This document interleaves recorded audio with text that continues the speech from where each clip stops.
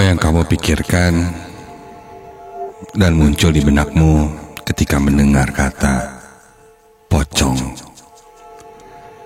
Satu sosok terbalut kain putih kusam, dan katanya wajahnya seperti terbakar, gosong, hitam. Awalnya aku pun tak pernah terpikirkan, sampai akhirnya aku mengalaminya sendiri. Ketika itu aku mengunjungi salah satu apartemen di mana saudaraku yang berada dari luar kota ke Bandung dan menginap di sana. Sebut saja namanya Billy. Aku biasa memanggilnya A Billy. Di Bandung, dia ada pertemuan dengan rekan-rekan kerjanya. Beberapa hari tinggal di Bandung, aku belum menemukan waktu yang cocok untuk bertemu dengan A Billy. Sampai malam itu dia mengabariku dan mengajakku makan malam, karena kebetulan waktunya kosong dan bisa bertemu. Namun sayangnya aku yang tidak bisa, karena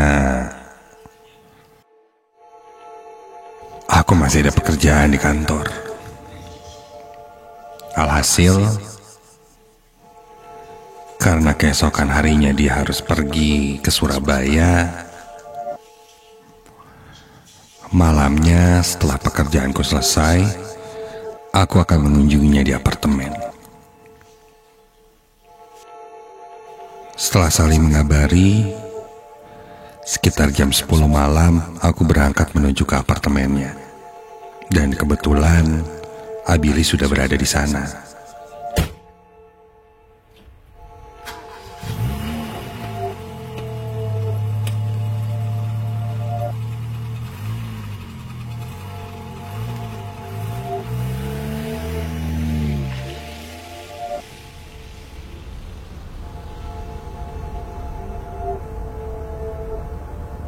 Tak lama kemudian, aku sampai di apartemen.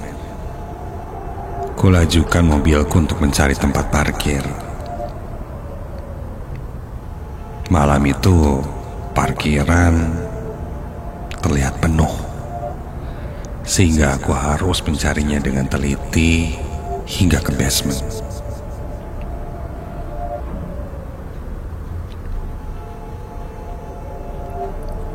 Sampai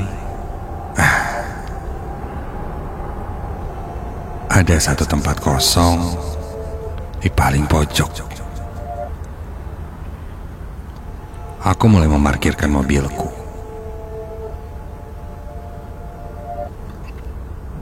Dan ketika mobilku mundur, sensor mobil mulai berbunyi. Semakin lama bunyinya semakin cepat. Loh, menandakan aku akan menabrak sesuatu. Namun kulihat dari kamera yang ada di layar mobil, kulihat kosong, tidak ada apapun yang menghalangi. Bunyi sensor mobil semakin nyaring, tandanya sangat dekat menabrak sesuatu. Ada apaan sih? Aku pun menetralkan mobilku dan turun dari mobil untuk melihat ke arah lahan parkir itu. Jarak dengan tembok saat kulihat masih cukup jauh. Mungkin ada sekitar hampir 2 meter jauhnya. Dan tidak ada apapun yang menghalangi di belakang mobilku itu. Apa sensornya rusak kali ya? Adalah.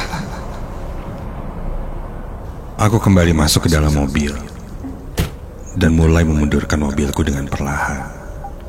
Bunyi sensornya masih sama, menandakan ada sesuatu di belakang, dan bahkan kini jaraknya semakin dekat.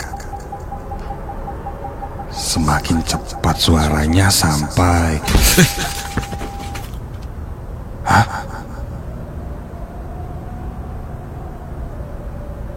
Terdengar aku seperti menabrak sesuatu. Benda padat dan berat bunyinya. Namun sedari tadi kulihat dari layar monitor di mobil, di belakangku tidak ada apa-apa. Iya, kamera belakangku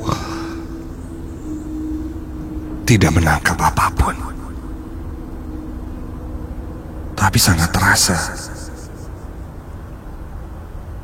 dan berbunyi cukup keras.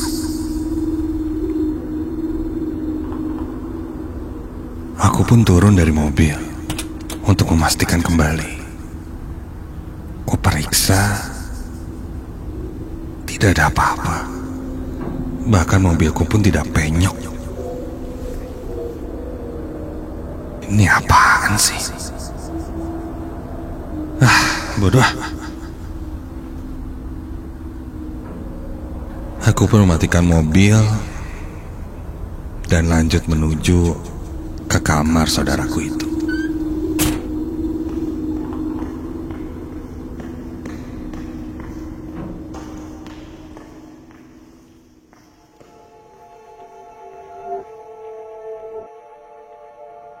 Singkat cerita, kami pun bertemu.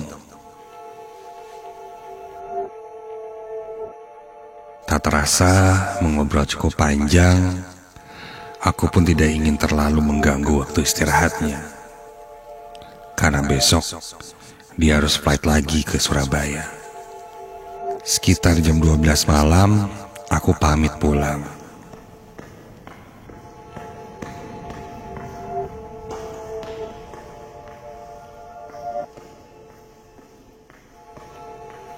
Suasana di apartemen itu saat malam hari jauh berbeda dari sebelum aku datang.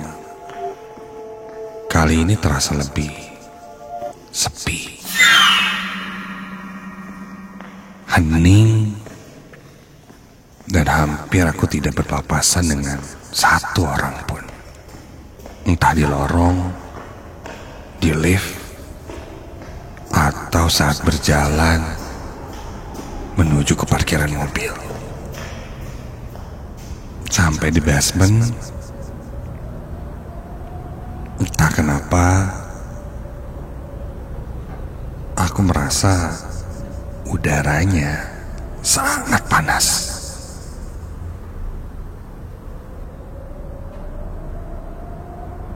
Padahal saat itu sudah jam 12 malam.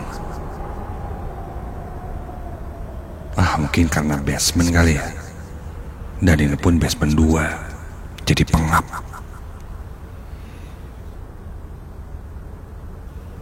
Aku lanjut ke mobil yang berada di paling pojok bangunan parkir di basement itu.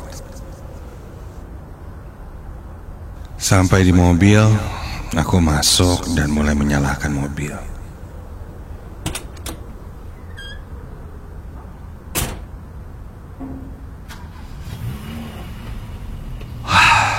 Udah lewat tengah malam, aku jadi agak mengantuk. Ingin segera cepat pulang. Aku pun mulai memasukkan gigi mobil dan maju perlahan. Namun,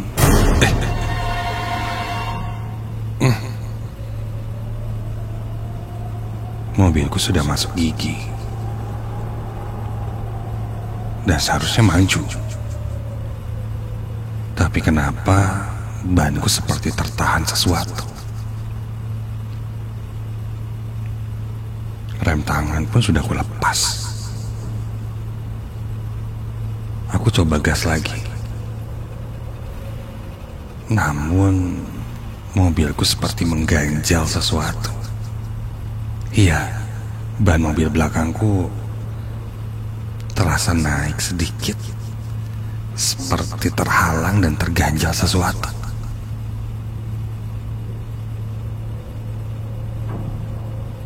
Ini apa ya?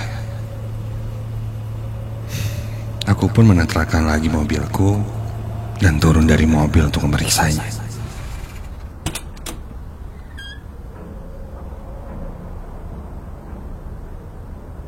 Ketika turun dari mobil, sekilas sih kulihat di ban belakang tidak ada yang mengganjal.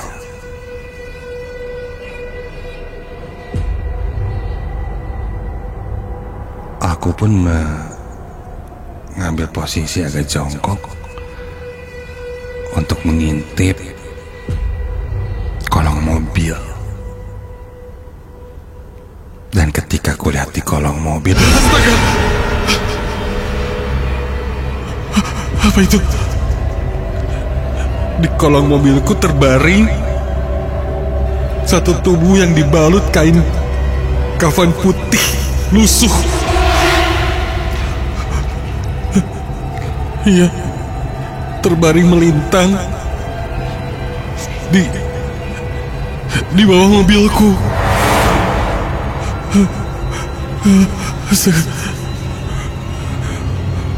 Konten aku terperanjat kaget dan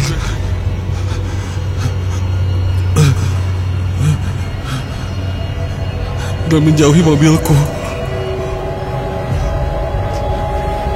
Kupastikan lagi, aku lihat ke arah kolong mobil dan sosok itu masih ada,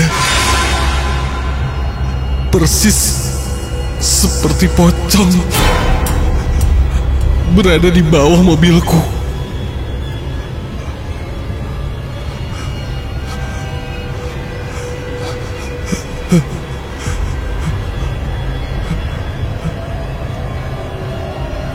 Kakiku mulai lemas, namun aku coba untuk berdiri. Aku coba lihat dari depan mobil ke arah sisi sebelahnya. Karena aku lihat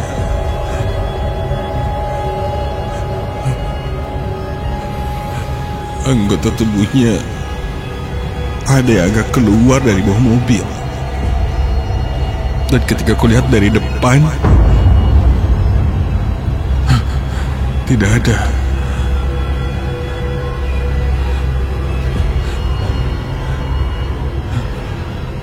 Jantungku berdegup sangat kencang.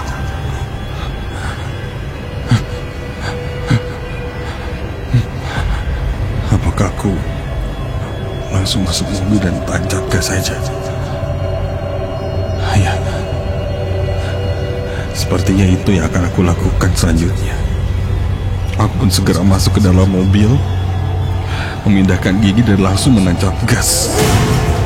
Dan terasa aku seperti menggeleng sesuatu, seperti menggeleng polisi tidur, hingga mobilku pun berguncang. Dan buru-buru aku langsung tancap gas keluar dari basement. Karena aku baru pertama kalinya datang ke tempat ini, aku masih pusing mencari jalan keluar. Aku coba mengikuti arahan panah dengan tulisan keluar, tapi entah kenapa rasanya aku terus berputar-putar di dalam basement itu. Sampai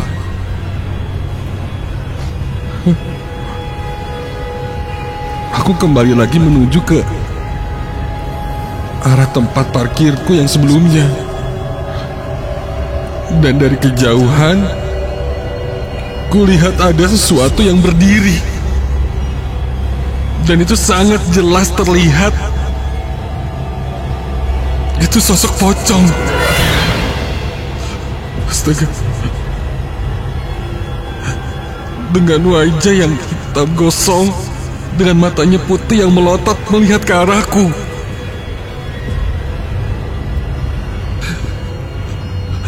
Tubuhnya terlihat cukup tinggi, mungkin sekitar 2 meter lebih.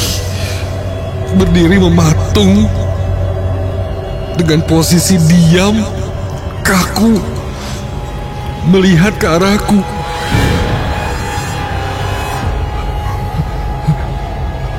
Aku langsung kendarai mobilku dan mencari segera belokan untuk tidak berada satu jalur lurus dengan arah parkiran itu.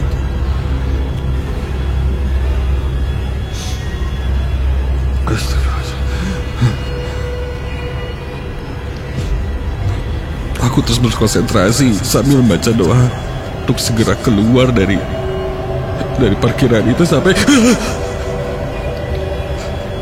ada sesuatu yang terjatuh di atas atap mobilku. Dan suaranya terus menerus berkali-kali.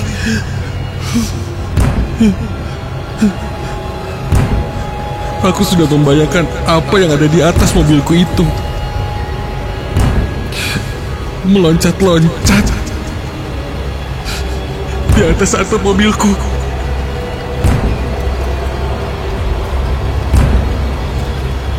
Sampai aku melihat arah jalan keluar, nanjak ke atas dan aku langsung tancap gas.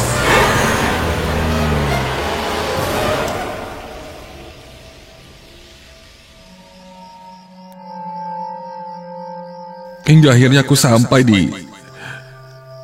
di luar bangunan parkir itu.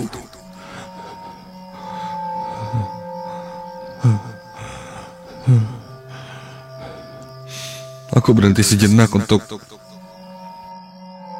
mengatur nafasku.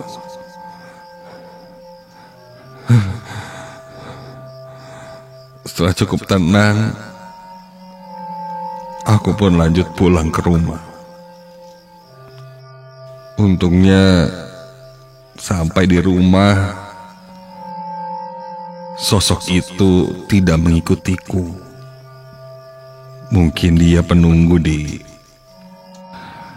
sana, di parkiran itu. Entahlah. Atau itu mungkin parkiran terlarang yang seharusnya tidak boleh disimpan mobil di sana. Karena hanya tempat itu saja yang kosong. Entahlah, yang jelas selama beberapa bulan sosok itu masih terus terbayang, menghantuiku dan bahkan menjadi mimpi burukku.